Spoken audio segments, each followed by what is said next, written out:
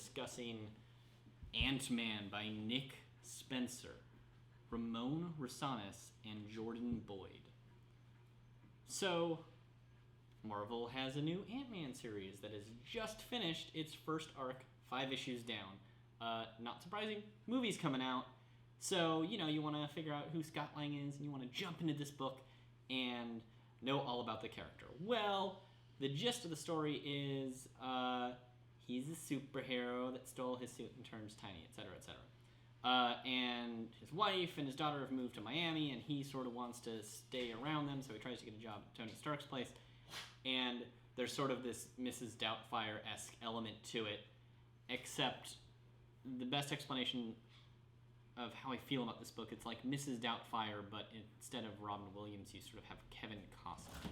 It's just not entertaining. The character's just not quite as likable. You want to like Scott Lang, but he's still sort of selfish and a jerk and not funny enough. He should be funny, though. But this is still a story that has its sweet moments, especially in the first issue where, you get to introduce Cassie and Scott Lang and follow their interactions and him trying to be a present father, even though he seems just incapable of holding down a job and he's sort of dumb. For an Ant-Man, he's on the dumb side. And the story after that has troubles knowing where it's going, because they want to do the Cassie story, but inevitably by the end of this arc, you end up with Cassie being kidnapped by a villain that you don't really care about, and that's it's the emotional core of the story, and it isn't quite there. Scott Lang tries to start his own business, and that's where the story is at its best, with him getting this weird cast of characters to start a security firm, and him getting loan money and trying to make his way in life, even though he's a quirky superhero. Wacky adventures will ensue, but instead his daughter is kidnapped and you go to a more standard superhero thing where he has to go rescue her, and you're just thinking, this is not profitable for a small business that he just started. And I feel like that's sort of part of the problems with this book. It's just sort of mediocre.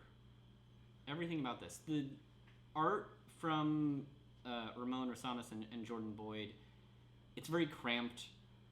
You would think because it's Ant-Man, everything would be huge because, tiny dude, big world, there'd be a lot of big panels, but everything's very narrow panels. It creates this claustrophobic feeling, but oftentimes without any rhyme or reason. The shots are very much often the same, just weird medium shots that are just 7, 8 panels a page, just sort of tightly packed in as well as they can. And the look of the book suffers as a result of this. It's not that it looks bad, it just doesn't have anything special about it. And between that and the story, the text is just packed in really tightly. Spencer's writing, he's trying to stay on top of everything, but I want to like Ant-Man more, but this book won't let me like Ant-Man more. If you're a fan of Ant-Man and Scott Lang, then you probably have an okay time, but if you're not, I don't think this is going to be the book to convince you, and I think that's really disappointing considering there's a movie right around the corner that, I'm at least skeptical about, and to read this, it's like, well, this character's still not quite sold on me. The moment in the first issue where Scott Lang and Cassie sit in the little dollhouse and watch Battle Royale on an iPhone is a really brilliant moment, and I love it, but sadly, it seems like it's the only moment, and I wish there was more of that and less fumbling around trying to figure everything else out, because I want to like the relationship and have them have moments, him and his daughter, and I want, do you know what, just do Mrs. Doubtfire, actually.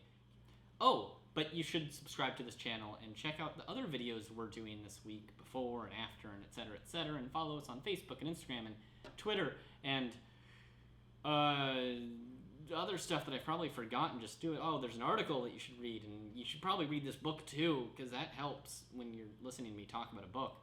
And yeah, so in the meantime, we'll see you next week. Goodbye.